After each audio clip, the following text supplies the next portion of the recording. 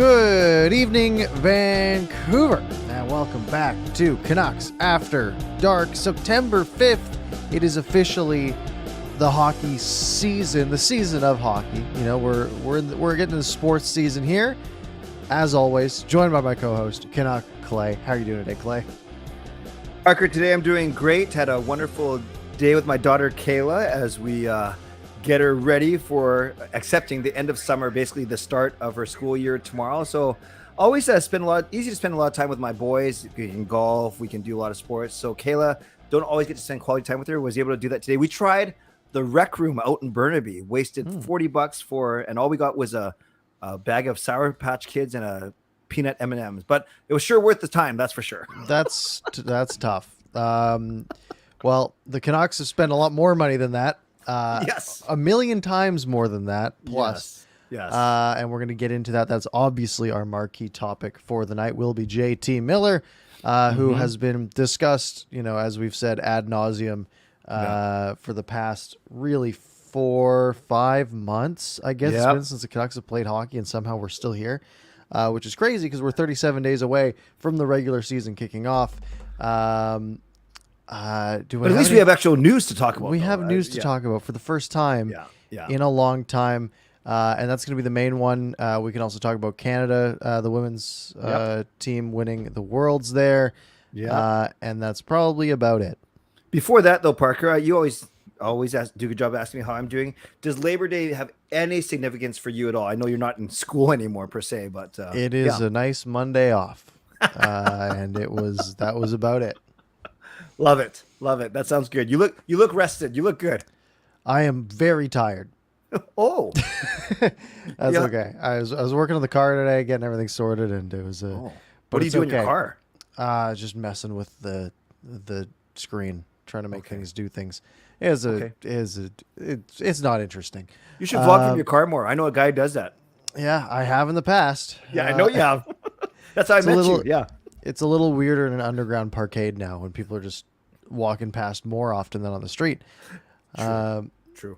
So yeah, we're going to talk about JT Miller. Love it. How do we want to attack this? I guess we can do a little breakdown. Yeah, I know we both did videos on it. I watched you did such a good job. Why don't you break down the actual thing? We don't have to talk about how we got here. We know how we got here. Break it down, and then we can really talk about ramifications, i.e., think it's good or bad him, and then how it kind of affects the rest of the team, especially guys who also need contracts. How's that sound? Sounds good. All right.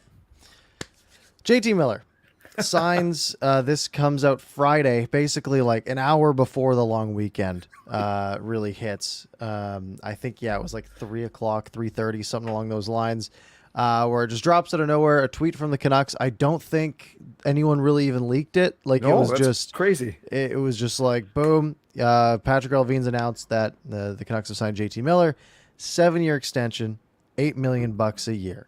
Obviously, that does not include this coming season. He was already signed at 5.25 for this coming season. So it is effectively until the 2029-2030 season. So a ways out. So basically, effectively, he's locked in with the Canucks for 8 more years. Keep in mind, he's 29 years old at this point. He'll be in his age 36-37 season as we get into that final year, I believe, if I've done the math correctly. So $8 million, no move clause for the first 4 years. Well, I guess no move clause technically for the entire contract, which means he can never get sent down. Then no modified no trade for the last 3 years with a 15-team no trade list. So basically half the teams in the NHL that he cannot go to, while there will be 16 that he would still be able to go to. Hopefully it doesn't really come to that, though. Hopefully this is ending up being a good contract where the Canucks are happy the whole way through. So initial reaction, you're sitting there Friday, 3:30, you're wrapping up for the weekend. You're like, all right, a nice stress-free long weekend. And then this comes up. First thought. I was driving home from the dock, Kate's Park. We just welcomed all of our campers from our annual Grade 7 camp. I had a van full of stuff that I had to take back to my office. And I saw the tweet. And then Sean, my son, called me and said, "What did you hear?" And I said, "Yeah, I just heard." So Gail, who was with me, I said, "Do you mind if I pull over and record a quick vlog?" Yeah, you know how it goes, right? So did that. And honestly, Parker, my first reaction my first reaction wasn't that it was great or it was bad. My first reaction was actually, wow, I'm really surprised because, as you said, this management group is really good at keeping things under wraps. I had Yeah. no indication this was going to happen. So admittedly, I was speaking from a state of surprise, shock, whatever word you want to use, as opposed to, man, this is the best deal ever, or man, this deal is the worst deal ever. It was more of, wow, I'm surprised that no one even heard of this. This really blind. This was the definition of a blindside. It really got me. Yeah, my first reaction was, oh, this is a fake tweet. Hold on, where's the? I was looking for the weird spelling, like Canucks Yeah. with a 4 instead of an A or something, or something along Yeah. those lines, or Yeah. like the little where they do the little white circle at the end. It's not actually a check mark. Yeah. And I was like, no, and then I clicked on it, took me to Canucks.com, and it was like an Yep. actual thing. And I was like, huh. That was my thought too. That's surprising. Yeah. They went for it. They just did Yeah. it. Yeah. And I mean, money wise, my initial thought was $8 million a year. Sounds about right. Mm-hmm. 7 years, a lot, about what I expected. Mm-hmm. And my sort of instant reaction was like, I'm not sure if I love it, but here we go. Mm-hmm. Yeah, and that's the thing. And we can, maybe a good way to talk about this is we can talk about the pros and cons of it, obviously. But that was the thing that struck me, Parker. But then it shouldn't really be a surprise to us is you're with everything with the Canucks do. You have a lot of people that love this deal. Best player of they had the season. Why won't you want this heart and soul guy? Durable, blah blah blah. He'll be fine for all 7 years. And then you have another group, and I'm sure we can talk about this to say, are we gonna be that competitive now when that money counts? Are we gonna be that competitive later when the money really counts, when you need contracts for other guys? So people just don't like the fact that it's 7 years and takes. Yeah. It basically pushes up our competitive window to basically right now when Demko Hughes. Well, I know we'll talk about all that too. So it's interesting to see those two viewpoints. I kind of land in the middle. I'm happy that it was done. I'm happy that it won't be a distraction because we've talked about that on the show before. But again, I was really surprised, man. I was really surprised. Yeah, it was very surprising. And my sort of MO has been the whole way that you want as big of a cup window as possible. That should be your goal, to build the best team possible that can compete for as long as possible. Because you're going to run into situations like the Vancouver Canucks of the late 2000s, early 2010s did, where they had they were a championship caliber team, but they really only had one, maybe like a couple of shots at it, but really they had one shot at it. And at that point, you get to the Stanley Cup Finals 50-50. But even then, you're going up against 16 other teams, maybe 6 of them that are sort of in that same like elite contender phase as you. Well, only one of those 6 is going to win. So if you aren't making your competitive window long enough, you're going to run into some trouble. And that's what we're seeing with Calgary right now, right? Like Calgary is basically locked in, like, okay, next 2-3 years, Calgary has to do something now because they're going to fall apart after. But they then have to beat Colorado and Tampa and all these other teams now that are trying to do the same thing at the same time. And that's where a deal like this stresses me out a bit, because when you're looking at signing a guy for $8 million a year, 7 years, your goal is usually, especially a player who's 29 years old, he'll be 30 when this contract kicks in. Usually those contracts are, you get decent value out of the start and then not great value out of the end, right? Just kind of how it works. Unless it's Louis Eriksson, then it's bad value the whole way through.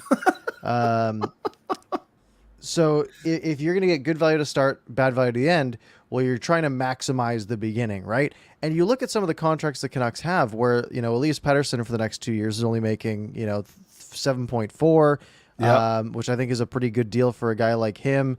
Connor Garland could be a pretty good value. Quinn Hughes making under $8 million a year and is probably worth more than that. And Thatcher Demko making $5 million a year for the next 4 years. You have these pieces that are really good for like a compete now. The problem is the supplemental pieces aren't really there. Yes. But if we're talking about right now, like let's say JT Miller is going to be worth that $8 million for the first 3 years of that contract. Let's say the next 4 years, JT Miller's positive value. Well, the problem is now, we're dipping into the end of that where, let's say 5 years from now, Demko needs a new contract. Hughes will be up for an extension. Pettersson will have already gotten a new contract. Brock Besser will be a UFA. Yeah. There's going to be salary cap's going to go up. by a good chunk around then too. But the Canucks are also going to have a bunch more paying to do at the exact same time. Yes. So yeah, it really is we got to try to get in because that's sort of where we're at. And there's some flaws, which we'll get to some of those flaws in a moment, but it is sort of it is sort of the management group saying, they think that the Canucks are a good enough team to at least get in and maybe make some sort of a dark horse run. Yeah. Obviously not one of the top competitive teams. I mean, we're talking about a team that's probably third in the division, maybe, as we sort of talked about, third or fourth, which isn't usually contender status. But yeah, that's sort of the philosophy or the sign that we're seeing here. Yeah, well said. I love what you said about being, getting the value out of the start of the contract. To me, Parker, I break it down as of the 7 years, I break it down into the first three, the back four, because I line it up with Demko. So you're right. Starting now, Demko has 4 more years left. We know Miller's got 1 year on his old one, and then his new one kicks in. So let's say we're talking about that 4 year from now, where Demko's contract ends, Miller, his 3rd year ends, and yeah, Hughes will still have another year. So you have those 3 of your core 6 now. I used to call them the core 4, but I added Miller and Demko to that core 6. So you basically have Miller, Demko, and Hughes guaranteed to the end of that 3rd season of Miller's new contract. But you're right. By then, Pettersson will be in his 2nd year of his new one. Besser will be in his 1st year of his new one. And Horvat, who knows what's going to happen with him? That makes up my core 6. So even then, every year, of course, you progress, you have less and less certainty because those guys have to get new contracts. So, next year, at least we know that we have Horvat for 1 more year, and then he's got a new one, and then it kind of cascades from there. Pettersson, then Besser, then Demko, then Hughes, and Miller is steady all throughout that whole thing. All to say, yes, it bumps up the Canucks competitive window, their win now window too. I think the next 2 or 3 years, as you said, but you're right. How are they going to fill the rest of their lineup? The salary cap might go up a little bit, but is it enough to keep Horvat, Kuzmenko, Podkolzin, and ultimately he'll need a new one? There's a lot to think about. Yeah, and I think if we, and I do sort of want to talk about, if we were saying sort of that right now, they have sort of set it up where their window is, would be in theory closing around 2025, 2026, which is, like we've said, scary because, I don't think they're competing this year, which means that's only a 2-year shot at it, right? Maybe 3. What could help them, in fairness, and this is something that a lot of people will say, is the cap should jump in 2025, 2026 by an estimated $8 million in that 1 year alone. Really? Which would, according to Alan Walsh at least, so take that as you will, but a huge jump, which you could say, okay, well, that basically just makes the JT Miller contract free and everything else is sort of going, the Canucks can basically use that phrase. The thing is, demands are going to go up a lot in that year, right? You're going to have Brock Besser become a UFA going into that season. And let's say he's scored 25, 30 goals a couple of years. Well, suddenly that being worth $6 million or $6.6 million is now probably worth $8 million because the cap just went up by $8 million, right? Yes. So it's all about making the most of what you have and what you have foresight into. So yeah, it will be helpful, but it's going to be helpful for every team, right? It's not just benefiting the Canucks. Exactly. Yes. There's no relative advantage. There's only your own. Yes. Your own. Right. Yes. Whatever your own perspective. But I like that, Parker. I think if you and I think we agree then that if you name the 25-26 year as, let's say, this current contention window ends, like we said, it's when Demko's last year of his contract ends. So really, that's what we're looking at. So you're right. If this year, let's say they're just not there yet, then that really leaves only 3 years in that window. And gosh, are we ready for another rebuild just 4 short years from now? I guess we can worry about that a little later. We got a lot of shows to do. Yeah, and I don't think it gets there, right? Because at that point, Pettersson's like 28, Besser's 30. But Horvat's probably 32 around that time. Right. Hughes will only be like 27. Sure. So there'll still be those core pieces. Again, it just depends on if they're getting priced out, right? Yeah. And what you're necessarily losing them for, whatever that ends up being. So basically, what the Canucks have done is they had an option. They basically had the choice of trading their 100-point player or keeping him. Now, when you put it like that, which some people have done, like Chris Gear, for example. Yeah, that was fun, wasn't that? That was entertaining. Then the obvious answer is, well, yeah, I want the 100-point player on our team. Yeah. The other part of that is, though, like, yeah, how is that going to impact your cap down the road? Because if they could have got him for, $9.5 million for 4 years, right? Suddenly we're in a much different conversation because, like, okay, well, he's going to be that $9.5 million player for the next 4 years. And then we worry about the tail end when we get there. Maybe you trade him at that point anyways. But obviously JT Miller, why would he take something like that, right? He wants the term. So the Canucks basically did the standard, long-term play, when the other option was a trade. But if those trade discussions never got anywhere, right? We've always said your option is, JT Miller or $8 million of cap space and a bunch of assets. Yep. Right. And then that level starts to balance a little bit. And that's why, I was sort of leaning towards the trade side because, yes, it makes your team worse right now, but you're making a team that's on the bubble worse to be an actual Stanley Cup contender, maybe a year or two down, if you can pick up some 25-year-old good forwards or something like that, or good defensemen, like a Noah Dobson, even though it's probably a higher bar. So that's where it sort of gets mixed up. But if those assets were not that good that they were getting offered in return, then that again can sort of level out to just signing the guy. So I think the thing is, as long as he doesn't dramatically fall off, right? Let's say he's an 80-point player for the next 3 years, let's say, right? And then he has 5 years left at $8 million. If things go sour, that's a tradable deal. It just will be. Obviously not for as much. And he has a no move and no trade. But like if let's say a relationship soured and they had to get rid of him, they probably could, and it wouldn't involve getting rid of like 8 first-round picks. So they'd be fine there. So I don't hate it. It's one of those things. It's like, okay, they have put themselves in a situation now where they have given themselves a time period and they got a lot of work to do. And it's really seeing, how are they going to get around having 3 NHL defensemen on their roster? Great. When you put it that way, it makes me sad again.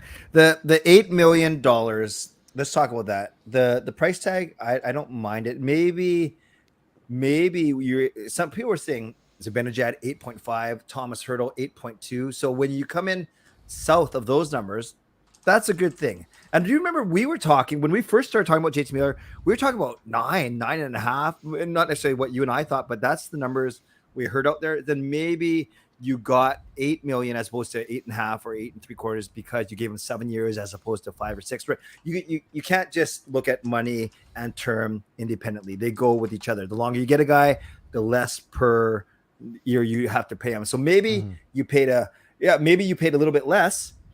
I said that the wrong way, but maybe you paid a little less because he got an extra year out of it. Who knows? So the 8 million, comparatively speaking, I don't mind it. And you're right. Yep. If you don't like 5 year, 6 year, 7, that's when the modified no trade comes, and at least you have a window of an option there. Right. Now you did mention the Thomas Hertl contract. Yeah, that's a bad contract. Like they're paying him, what is it, like $8.5 million or 8.1 ish through the same year, 2029, 2030, and his peak was 74 points 4 years ago. What? Right? Like this last year he had 64 points. What are they paying for then? They're also, keep in mind, remember who else they're paying a boatload of money, right? I mean, they've signed Timo Meier for a $6 million bridge. That's not that bad. Yeah. But I mean, they're still paying a guy like Erik Karlsson, $11.5 million a year through 2027. Yep. Brent Burns, they're paying $8 million a year through 2025, and he's not as good as he used to be. They're kind of just in too deep at this point, so they're just throwing money around. And Zibanejad, on the other hand, I really like Zibanejad. He's been above a point per game multiple, I think 2 or 3 times his career. $8.5 million through 2030. It's really the same deal as Miller with an extra $500,000 on it. It's and I would much rather have, I think, JT Miller over Mika Zibanejad. I mean, he had that one, that 41 goals in 57 games, which was crazy. But he hasn't bounced back to that, right? He only had 30 goals last year in 81 games. Yeah. So I don't think that contract's going to age well either. But the Rangers have turned their ship around pretty quickly, and they're trying also to contend in sort of this next 3 years or so. So that Zibanejad deal isn't going to be awful until, they're probably on the tail end of their push anyways. Wow. Okay. So, and then didn't Kachuk and I'm just trying to think of the three of Goudreau, Kachuk, and Huberdeau. Aren't they all like 9.75 and 9.5? And I can't remember. I don't know how easy it is to look those up. So Goudreau is 9.75 through Yep. 2029. Okay. Now Goudreau is a winger, but he did get 115 points last year, Yes, including yes, 40 yes. goals. And he's hit 36 goals before and 99 points Okay. previously as well. So Which one other 9.75. you were looking for? Kachuk as well? Kachuk and Huberdeau, yeah. So Kachuk makes 9.5, but yeah, and he had 104 points last year, but he's also 24, right? Yep. So he's not going to regress all that much. Yep. There, and a lot of those are RFA years, or a few of them are at least. So Yeah. Okay. yeah. I'm just curious. So yeah, that's not a perfect apples to apples comparison. So I think for me, the bottom line with respect to the term and the money is I like it. I don't love it, certainly, but I don't dislike it. And when you look at the overall scheme, and obviously Boudreaux loves Miller, we think that Rutherford and Alvin really like Miller as well. And to me, honestly, Parker, I think I believe it when Miller says he's always wanted to be here, despite all the rumors. I believe it that they didn't want this to get to training camp, and whether one side moved a little bit to make it happen, it doesn't matter. It happened. It happened. Yeah. Yeah. Is it going to be better than Oliver Ekman-Larsson's contract? Probably. Right? Like I'm much more concerned about that one, and that's only 5 more years instead of 8. That's much more of a concern to me, because JT Miller has shown, he wasn't a top line player until he got here, but he has had 3 years of great production, right? I mean, his first year, 72 points in 69 games, over a point per game. Last year, the whole team had a downtrend, right? 2020, 2021. So I guess not last year now. I'm sort of mixed up, but 46 points, 53 games, right? And the team was not good. And then this last year, 32 goals, 99 points. So he is, I mean, at worst, we're talking about a guy who, like, I think if he has a bad year this year, he still breaks 70 points. So I think that's a total fine thing to have at $8 million a year. Yeah. Just his power play production and his even strengthened, well, obviously alone, but his power play production. I know there's that stat that only Connor McDavid and Leon Draisaitl had more power play points than JT Miller last season. And maybe that comes back to earth a little bit, but he's too good. He's on the ice too much to not get points. It's simply the case. Yeah.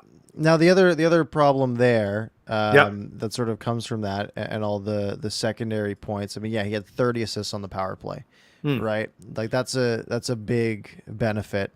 And those assists count, right? They're still good. But it can bring you down to earth a little bit. The other thing is, and I don't remember if I don't know if I have the stat available to pull up, but I believe, let's see if this loads. I want to see secondary assists. Where do you get all your cool stats, by the way? I don't know. I'm just on random websites at this point. Random websites. Point Love 2. Here we go. Secondary assists. He was 5th in the NHL last year in secondary assists, JT Miller. Okay. So 32 goals, 36 primary assists. Yeah. So that's 68 points. That's good. Yeah. But 31 of his 99 points did come as secondary assists. And that makes sense, because if you have a lot of power play points, a lot of times your secondary assists obviously come on power play points. Right. And you're not tip. Yeah. Yeah. I think 19 of those 31 were at even strength. Wow. And the other 11 were on the power play, and I guess there was one shorthanded one as well. That's a good random website. What website is that? IcyData.hockey. Anytime I do random websites, I get banned by my tech guys at work. Okay, that's another story. That's fair. That was a joke. Okay, thank you. But yeah, so I mean, about 30% of his points are secondary assists. Okay, which it's not that bad percentage wise. Like it's not crazy different from anyone else that's high up on the points charts. I mean, actually, maybe it is. 30. Connor McDavid was 23%. Goudreau was only 20% secondary points. Draisaitl was 22%. Stamkos 19. Yeah, everyone's sort of in the 20 range, and that's JT Miller at 30. Yeah. So that is, it's an extra 10 assists or so than the average. But by the way, coming from small aside, Parker, but since we're talking about the power play, do you anticipate the first unit to still be the same big five of Miller, Horvat, Hughes, Pettersson, and what the heck? Besser. Yeah, Besser in the bumper. Yeah. Just start probably. Yeah. I don't see them really changing it. I mean, and then I think you can try to throw in Kuzmenko on unit 2, Mikheyev on unit 2. Maybe. How about the 3 Russians on unit 2? Yeah, that would be interesting for sure. I don't know how well it would work, but Who's I mean, the right I guess shot? Yeah. what is good about that is Russians usually play their offside anyways, which you do want on the power play. But I think power play 1 will probably be pretty similar unless they do try a guy like Kuzmenko and he exceeds expectations, and then maybe they can do some swapping there. It's really about how much do you want to balance your 2 units, which in my opinion you shouldn't balance them at all. You should just put your first power play unit out for the entire 2 minutes because it's not like they're skating much anyways. Right. So. Yeah, actually, that's a good point about the offhanded because you need let's say you go 4 forwards, you need the bumper guy to be a right shot guy, and you need that your left wing guy could be either a left shot like Miller is or a right shot because then it's on your strong side. So technically, you could put Podkolzin as a bumper as the right hand guy. I think is Mikheyev right or left? No idea. Yeah. Okay. I'm gonna guess left. And me too. He's right wing, so he shoots left. Okay. Yeah, and then you have Garland as a right hand option as well. Pretty sure he's right handed. I have no clue. I'll look these up before the season starts. Garland is right handed. Thanks. But so you could definitely get flexible there. Obviously, Miller's going to be involved on that first unit, and rack up probably a ton of points because of it. Hopefully the power play is good enough where that's the case. I think we sort of both have similar overall thoughts, though. There's risk involved, as there is for any time you're throwing around almost $60 million. And I think it's probably going to, if we follow the way most contracts go, it's probably going to be pretty decent for a while and then probably be not so great at the end. And that's just sort of how they go. Hey, it's better than paying Beagle and Roussel, what would they make? $3 million each? Who was the other one? Louis, Sutter? 6. Oh yeah, Sorry, 6 Sutter. and then Sutter. Yeah. It's better than spending like $18 million on those 4. Yes. That is for sure. This is better value in that case. And I mean, if you think about it this way, right, compared to if you're paying your 4th liners $3 million, well, now you're only paying them 1, and then those savings just make up JT Miller's contract. Yes. All basically on their own. So with all due respect to Keeper, Höglander, Burrows, Shen, even Dermott and Dowling, next season, the contracts of Andrei Kuzmenko, who we have no idea how he's going to do. We want him to do well. Obviously, the better he does, the bigger his next contract is going to be. But we'll see. That's kind of a weird one because it's his first year. And of course, Bo Horvat, who was in the same situation as Miller. He still does have 1 year left, so it does not have to be done now. We had heard that there was some progress, then it came back a little bit. Parker, everyone's talking now, and my brother and others have even long before this Miller contract got announced, they were kind of hypothesizing. They're not a hypotenuse. Hypothesizing that maybe the long play here is keeping Miller and trading Horvat. So I'm not asking you if the Canucks are going to trade Horvat. I'm asking you, what do you think is going to happen with the Horvat? Does he get a deal done as well before training camp? So let's lay it out. Let's look at let's take a look at. I got Cap Friendly open here. Me too. Yeah, the big thing is the big contracts coming up because it's not Dermott's. Might get a little more money. Yeah. Shen, Burrows, who knows if they're still around. So you're good on goaltending. You're good on. You're pretty good on forwards.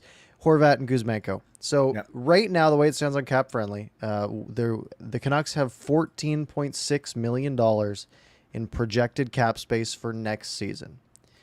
Only 14.6 because the cap will go up by $1 million next year, and that is it. Wow. Or is it 1.5? I think it's No, just it's one. It's one. Okay. Yep. Up to 83.5. So Yep. that is before signing Bo Horvat. Yes. Now let's say Andrei Kuzmenko is decent, and let's say he gets a nice little pay raise to like $3 million a year. Sure. Right. And I think that's because he could be not very good and put up 20 points. He could be really good and put up 50 points. Let's just call it 3 to make the math easy. So that brings the Canucks down to 11.6 million. Yeah. And then the Canucks only have 3 defensemen under contract. Great. Quinn Hughes, Ekman Larsson, Tyler Myers. You have to fill in your 4, 5, and 6 spots, and then a spare guy in the press box. So let's say the Canucks somehow fill those spots out for, I don't know, $2 million a pop. Yeah. Again, would be tough.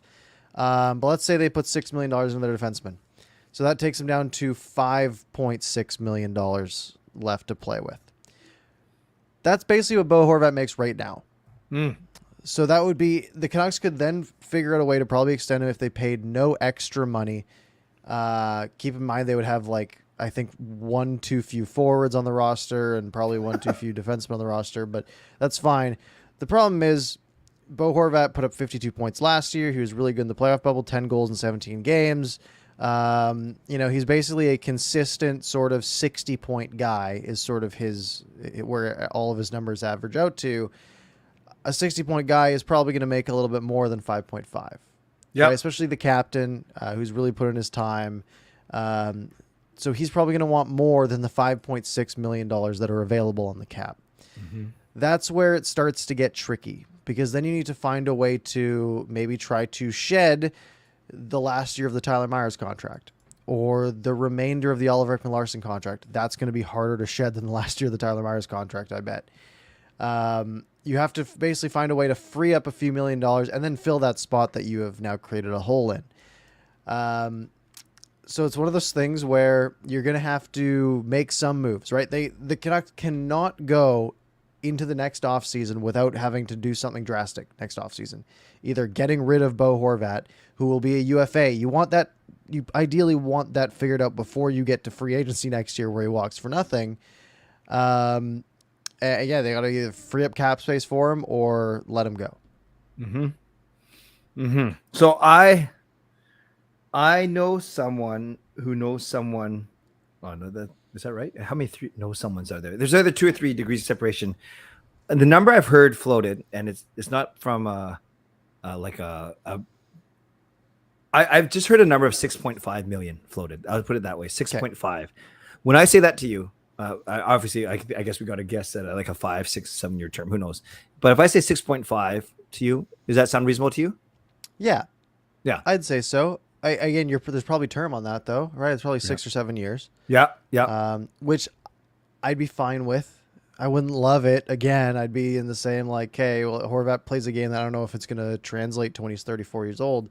Right. But, we're in a spot where they've committed at this point, right? So at that point, say if it's 6.5, let's go back to the start. We had 16.4 to play with. Mm-hmm. Let's say that he takes, let's call it 6.4, bring us down to $10 million. And then you got to sign. So for $10 million, you have to find 4 defensemen for your roster. Maybe just 3. Let's go with just 3 because you can bring up a guy like Rathbone, let's say. Mm-hmm. But you got to find 3 defensemen on your roster. You got to find 2 forwards and pay Andrei Kuzmenko. Oh, and Niels Höglander was another one as well. He's probably in for a mild raise, right? Maybe to 1.25 or something. Exactly. Yeah. So, $300,000, not enough to mess with the math. But yeah, the Canucks will have some holes to fill. It's probably doable, but we're already talking about a not great defense, right? And at some point, do you have more value paying Bo Horvat or trying to put that money towards another defenseman? I don't know. It's a tough question to answer because at that point, there's a real chance that Bo Horvat's just your third line center. And you want to be paying your third line center $6.5 million? Probably not. That's a really good point, actually, when you put it that way. Yeah, 6.5 for a 3C. That's a really good point. Probably the best 3C in the league, though. Yeah. That's where you put the lotto line back together, I think. And then he can be 2C. Yeah. Yeah, You laid that out really well, as you usually do. Yeah, I like Horvat. You know he's my of favorite course. current Canucks player. He brings so much to the team. I know someone asked earlier, Horvat versus Miller as a captain. I think Horvat's a good captain. Yeah. Great face in the community. All those things. But when you look at the pure numbers, yeah, he actually puts up good stats too. He's pretty durable, but 6.5 is a lot for a 3C if that's what you're calling him. But we're only calling him that because they like to have Miller in the middle. Otherwise, he'd be a 2C for sure. Oh, so tricky. Yeah, and the problem is the Canucks have, too many good centermen. Really, right? They have basically two number ones and a number two. Yeah. Which is great. But especially if you're going to put Miller with Pettersson, right? That's great. But yeah, the problem is that they also only have one top four defenseman, basically, right? Right. And that's where it's sort of they need a bit of a reallocation of assets. And that's, if you take the personal side completely out of it, that's the conclusion you get to, right? Because I love Horvat on the team as well. I think he's, was the obvious choice to be the captain. And, but the Canucks have now three valuable centers and not enough defense. And that's where it gets tricky. What would you think of this, Parker? You move Petey or Miller to the wing, and then you keep Horvat as your 2C, and you also, by moving Petey or Miller to the wing, then that you can get that $5 or $6 million of cap space by trading one of Garland or Besser. Not right now, but like down the road. I mean, yeah, it makes sense. Obviously, I think neither of them have any trade protection on their deals. Besser does, and in the last year, he gets a 10-team no trade. Oh, interesting. Because he's not technically an RFA at that point, so they can have trade protection. So yeah, it is a reasonable thing you could do. I don't know if you're getting a ton of value for a Brock Besser. I think you're getting more value for Garland. And I think I'm just basing that solely on cap number, right? Yeah. It's a $1.7 million difference for players who basically had the same production profile. last year. You got it. Yeah, right? you got it. I think so. It's would I rather, out of those, who would I want to keep the most? Yeah, it's probably Horvat. Maybe, again, he's 2 years older than Besser. That's not huge though. Again, they need to find some way to get good defensemen. And if that's the way it has to be done, then that's fine by me. Isn't it funny? If someone told me 2 years ago or even last year, there's a possibility that Horvat might get traded so you can shore up your D line and or make cap space, I would have said, get out of here. I wouldn't have thought of that. And the problem is that Horvat is a valuable asset in his own zone too, right?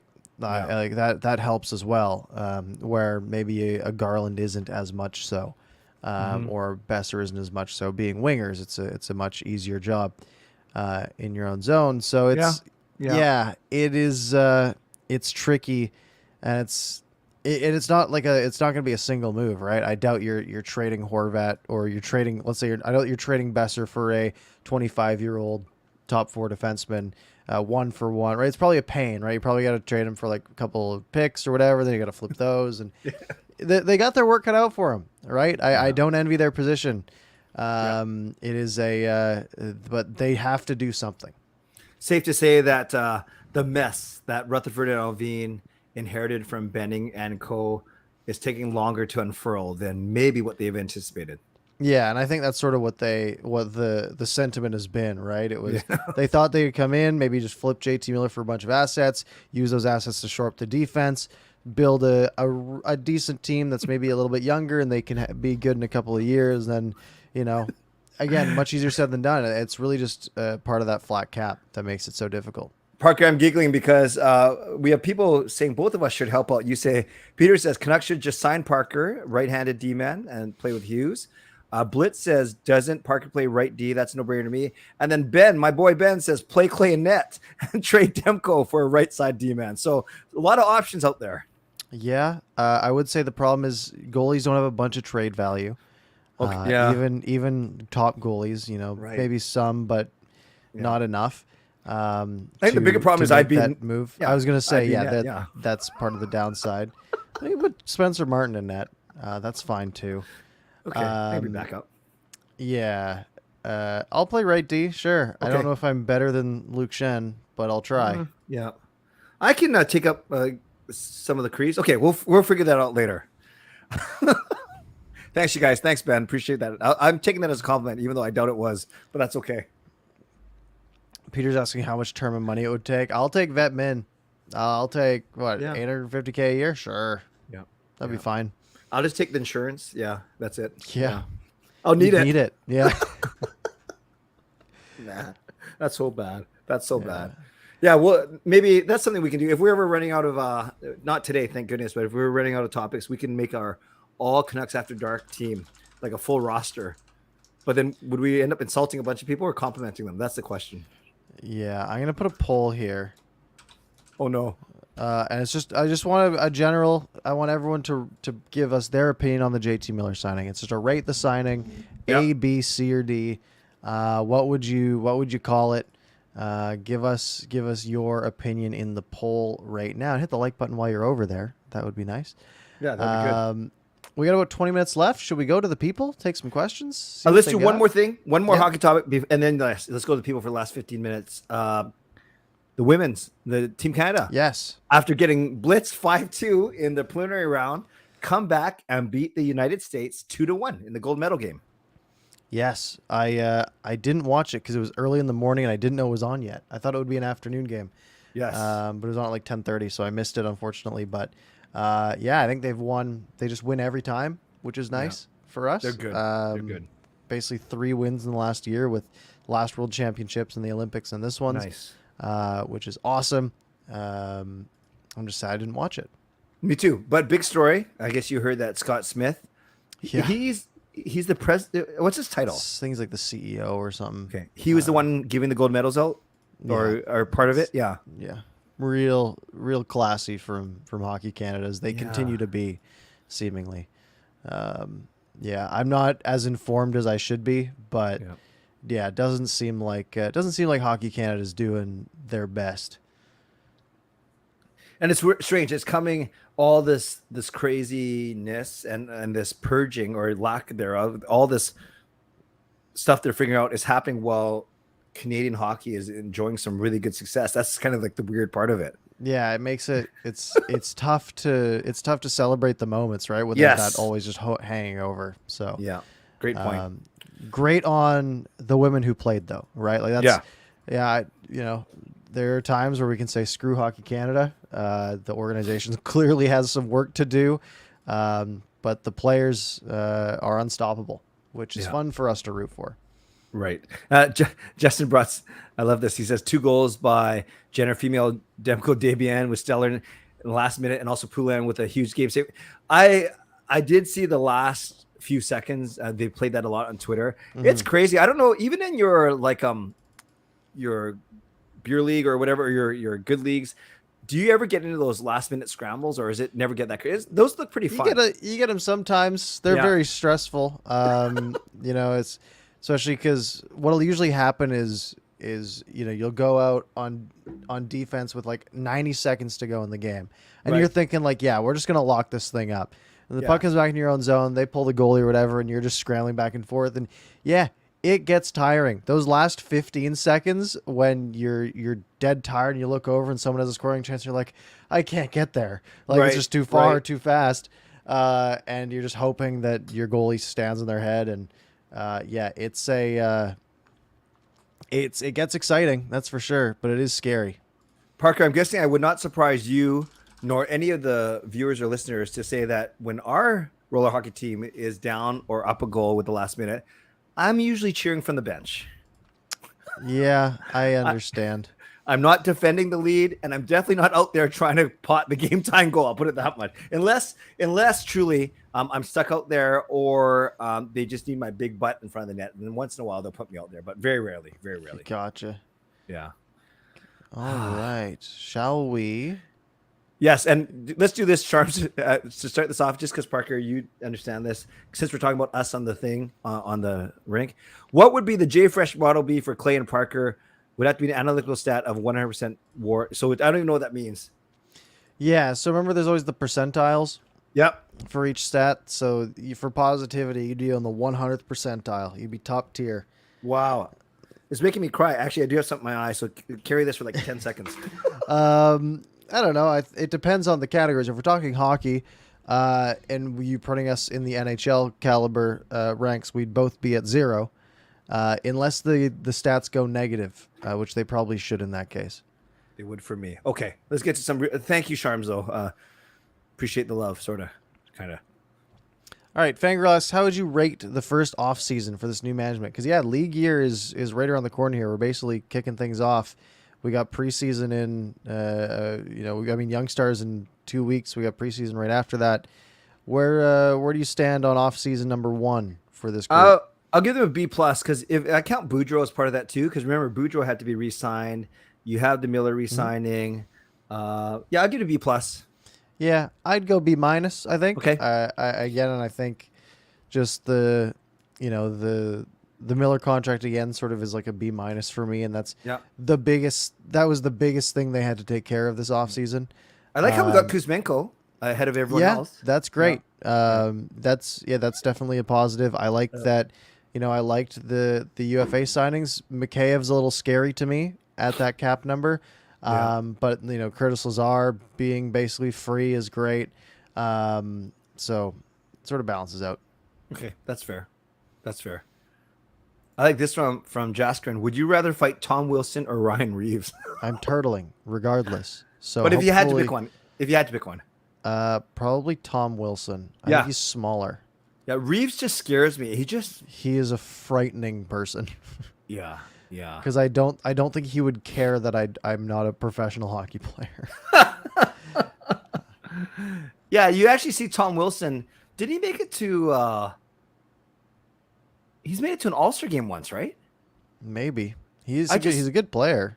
Yeah, I just picture him yucking it up with guys, or maybe I'm thinking no, it wasn't John Scott. Yeah, I got to look that up. But I have this image in my head of Tom Wilson actually smiling, and get along with guys. But maybe I'm wrong.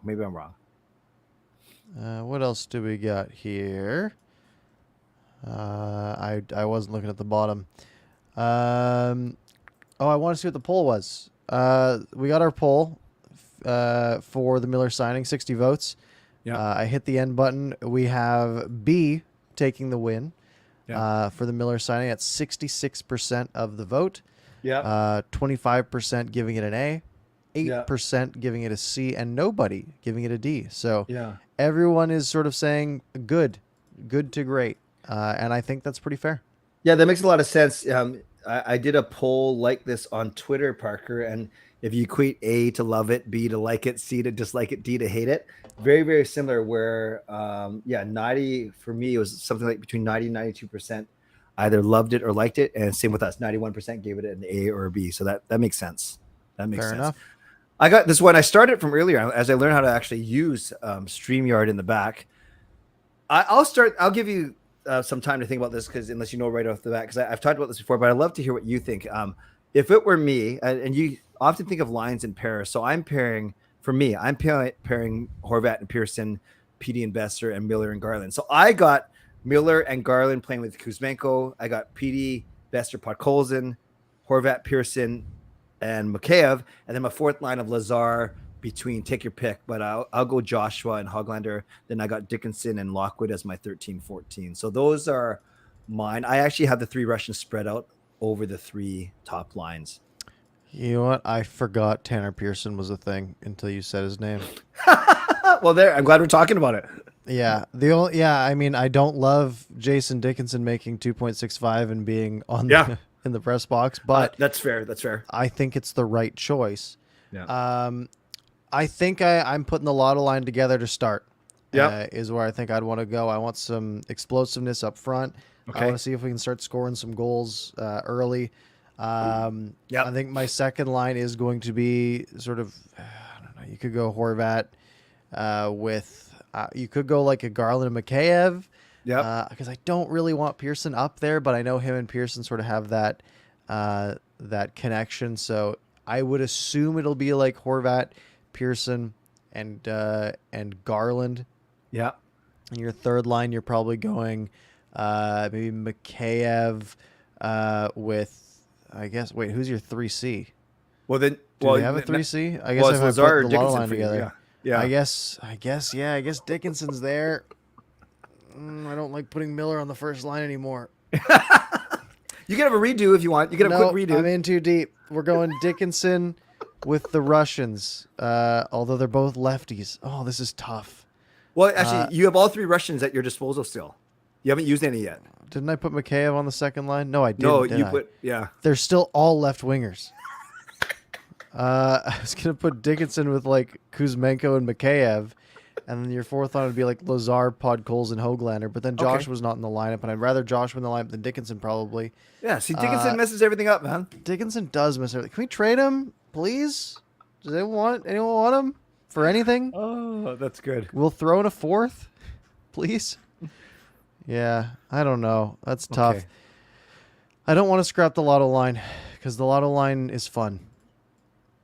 Yeah. Oh, and Elias did say Tom Wilson made the 2022. Okay, that makes sense. Thank you. So here's the thing, though, Parker. Yeah, obviously the Lotto line is a good go-to line. They were really good 3 years ago, but Boudreaux keeps talking about having. It doesn't mean they're going to separate them, but he keeps talking about having three really great centers.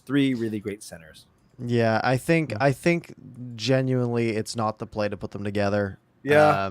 And have your three really good centers until you get except maybe in a third period where like maybe you're down 2 goals, and then I say, okay, start throwing your best guys out there as much as possible, right? Play them 12 minutes in the third period if you can. And then, because I mean, you can do that, right? I mean, you can go third period where you basically play the Lotto line and then you play Horvat, Garland, and Mikheyev.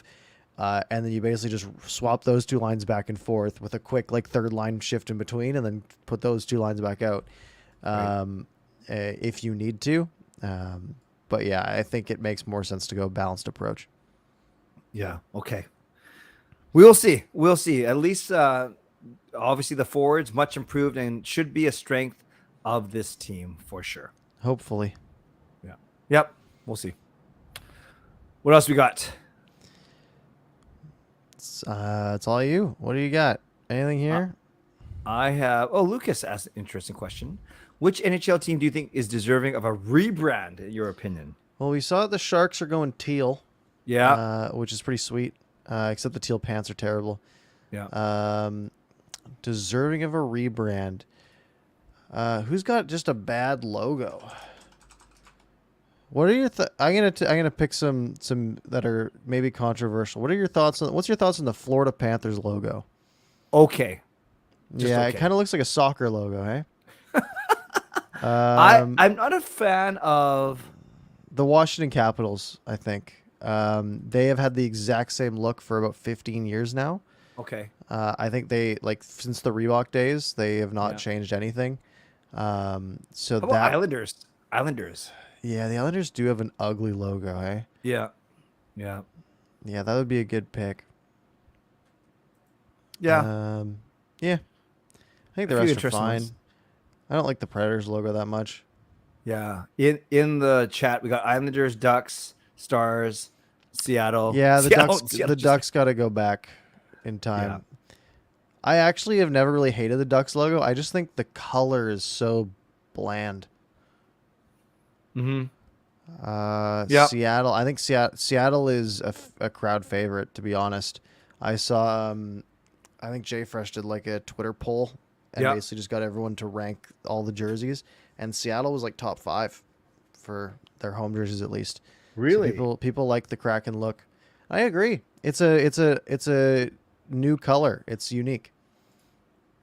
I like it. I liked it when it came out. Not enough to get some, obviously, but I thought it was fine. I thought it was good. Yeah. Alrighty. What else we got? This is good. Edmund, would you guys think Hughes gets a new right-hand partner, or is it gonna be Luke Shen? I really am of the mindset that you cannot have Luke Shen be your number 2 defenseman. Sure, he works well with Quinn Hughes. That's because Quinn Hughes is really good and he makes it work. Yeah. There's got to be someone out there, whether it's Tyler Myers or anyone that's good, that because I don't want Luke Shen out there for 25 minutes a night. Yeah. It's just he's going to get burned too many times. He's a fine defenseman. He was pretty good for the Canucks last year, like genuinely pretty good. But I don't think it was a one-off. It's the first time he's had that good of a season in quite a while, to the point where, I mean, he's under contract for this last year. You got to get a real partner for Quinn Hughes at some point. Obviously, they don't have any cap space. Right. But yeah, I mean, it's got to happen at some point. This is not what I want, but let's say Pullman starts the season hurt. What would you say about this, Parker? Imagine this: Hughes with OEL, Dermott, Myers, Rathbone, Shen. I don't hate it. I genuinely don't. I think getting Rathbone up there makes it much more interesting than Kyle Burrows, for example, who was good in his stint, but there's nothing that stops you from sending Kyle Burrows down to the AHL, right? Can Dermott play top 4 minutes though? I think so. I mean, can Luke Shen? Right? Would you rather Travis Dermott as a number 4 or Luke Shen as a number 2? Good point. I think you take Travis Dermott in that case, and then if you can pull up a Rathbone and have him play, third line, like you said, with a Shen, or with a Burrows or however that ends up, I wouldn't hate that. Yeah. Tucker Pullman, when he's healthy, where do you put him in? Is he your top 4? 5, 6. Yeah. I think. But so the problem is in this lineup, maybe not. Maybe he's a little higher, right? Maybe he's a 4. But I think he should be, a 5, 6. We have a lot of the same type of right-hand D, don't we? Myers, Shen, Pullman. Yeah, the Canucks have right-handed defensemen. They just don't have any good ones, right? They don't have any top 4 really. I guess Myers could be like a top 4 right now, but but we have him that's the problem. We have him as a top 2, right, in our lineup. Yeah. Parker, the team's calling you, man. Yeah, I can't do it. I'm not good enough. Tierlock says we will acquire a top 4 right side defenseman before camp. I would bet you a lot of money that won't happen, because every single team in the league would love a top 4 right-hand defenseman. So you are going to have to pay a premium for that privilege. You would have to be giving up Connor Garland probably to make something like that happen, which is probably worth it if you can get like a genuine top 4. I agree. But I don't see many teams getting that done. Because defensemen are just too valuable, and the winger market was really soft this offseason. Wingers didn't command all that much in free agency, to the point where I don't think teams are going to be lining up for Connor Garland and getting rid of a top 4 defenseman. Yeah. Sapporo J says this: Rutherford knows his team only needs to make the playoffs, and anything can happen. We've seen that once. Not always the best recipe for success, especially with great goaltending. He literally said this in an early interview. They are now a playoff team. Parker, my question is, are the Canucks a playoff team in your opinion? Not 100%, right? I mean, we said this last year. We had this conversation a year ago, and we said, this is a playoff team. Yeah. And they weren't, right? Maybe they were for the last half of the year, but you got to do it for 82 games. Yeah. I don't like the win and you have a chance argument. Because sure, it's technically true. The problem is, let's say you are a worse team, right? Let's say you're going up against a Colorado. Sure, you could win that series. Maybe there's a 30% chance you win that series, right? Which is pretty good odds against Colorado in a 7-game series. But let's say you have one series that's kind of a gimme, right? You're against a pretty bad team. Maybe you have a 70% chance of winning that one. But then you have 3 more where you only have like a 30% chance to win, right?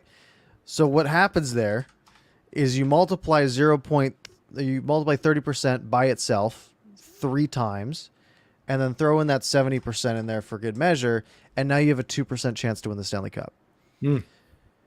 So on average, if you go in and you're against better teams, maybe you win the Stanley Cup 2% of the time. So you need to win and get a shot 50 times. Well, how many times have the Canucks made the playoffs historically?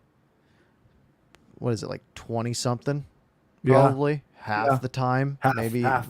Let's say 25 to make the math easy. They haven't won it. They've only made it to the end three times. Yeah. Right? And so let's say you're making it.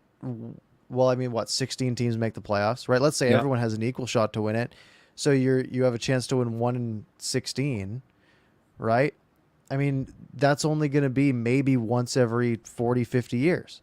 Yeah. So you need to give yourself the best chance possible. Sure, they could make the playoffs and then go on some crazy run and win it all. But that's basically what they did in the bubble, right? And they ran into Vegas, a team that they almost beat, that they were so clearly outmatched by, and it took a goalie putting up a .985 save percentage for them to have a shot, which is not going to happen again, because it just doesn't. I'm not expecting Demko to put up a .985 in any series anytime soon. Which brings us full circle to our very first conversation as to why this JT Miller contract signals that the Canucks are trying to go all in now over the next few seasons. And even that, though, doesn't guarantee a single thing. So that's what we're ready for. An exciting, not just season, but a few upcoming seasons. But I don't know, Parker, we're less than a month away, or we're basically a month away now from the start of the season, a couple weeks away from the first preseason game. That's pretty exciting. 3 weeks away. Yep. Yeah, and the Canucks have they didn't lose JT Miller coming into the season, so they do have him at a reasonable number for this year, which means they should be making the playoffs this year. That's the standard that has been set. The offense is good enough. Yep. The defense probably isn't, and the goaltending definitely is. So that's where, can the offense and the goaltending make up for the defensive woes that they will have, and be enough for this team to win, 40 something games and ideally end up third in the division. Right. And let's end off with this, Parker, because I know you're an NFL guy, and the NFL season starts this Thursday. Big matchup, potential super clash on the Thursday night. Rams at home. Who you got? I got the Bills. Yeah. Josh Allen. Yeah. It's pretty good. Also, I do want to answer this one question because it comes up every single time we talk about, or anybody talks about, like, oh, you just gotta get in, you have a chance. With the LA Kings winning the cup, being the 8th place team in the conference in 2012. Yeah, so there's one example. Yeah. Remember I said 2%? Yeah. There's your one example. Also, if I remember correctly, didn't they have a ton of injuries in the first half of the season? And were way out of it, and then went on an absolute heater before they went into the playoffs, and were like the best team in February, March, and April. So they destroyed Vancouver in the first round. Yeah, because they were one of the best teams in the NHL at that time. They just had a really bad first half of the season. They were still very well constructed. Yeah. So we understand the sentiment. We're just trying to lay out the math and the realistic, and quite frankly, we have to aim higher than that. Yeah, I think that's the bottom line. I don't want 3 years of being third in the division. Yep. Because there's still 10 teams above you. The odds of you winning a Stanley Cup in that time is extremely low. Whereas if you can build one of the best teams in the NHL, like Tampa Bay did, and they won twice, like Pittsburgh did, and they won a bunch of times, like Chicago did, and they won multiple times, like Colorado has done, and now they've won a Stanley Cup, and there's no reason to believe that they won't be involved again. That's the level we want. We don't want to be, the team we don't want to be the Nashville Predators in that one season where they made the final against Pittsburgh. And then I think San Jose did the same thing. That's not the team you want to end up being, where you just get destroyed in the final, and then that's it. You only got one shot at it. I just want the team to have as many shots as they can. Me too. All right. I'm done. That was a good night. That was. Thank you all very much for joining. Yeah. If you enjoyed the show, make sure you subscribe, hit the like button. If you missed any part of it, you can rewind back to the beginning here on YouTube. You can find it on your favorite podcast platform, Apple Podcasts, Spotify, Google Podcasts. It'll be up there in like 20 minutes. So maybe you can listen in the morning if you'd like. Leave a like, subscribe to all that good stuff. And Clay, do you have any parting words for this evening? Parker, brother, it was so good to talk about actual Canucks news that is significant, that makes a difference, that impacts the team, not necessarily even this season, but the short-term and long-term future. I loved it. It feels good, and I think we'll be fine here on in. Famous last words until nothing happens in the next week. But yes, I was going to say there's nothing's going to happen in the next week, and then we'll be okay the week after that. So, but for now, that was a good chat, and I am. Yeah, that was We're good. going to be recapping Seahawks Broncos Monday Night Football next week. So stay tuned for that. Yeah. And that's it. And then previewing. We can always pull those side bets out when we need to, but we can talk about that next week. Yeah. All right, folks. Thank you all very much for watching. Have a lovely week, and we will see you next time.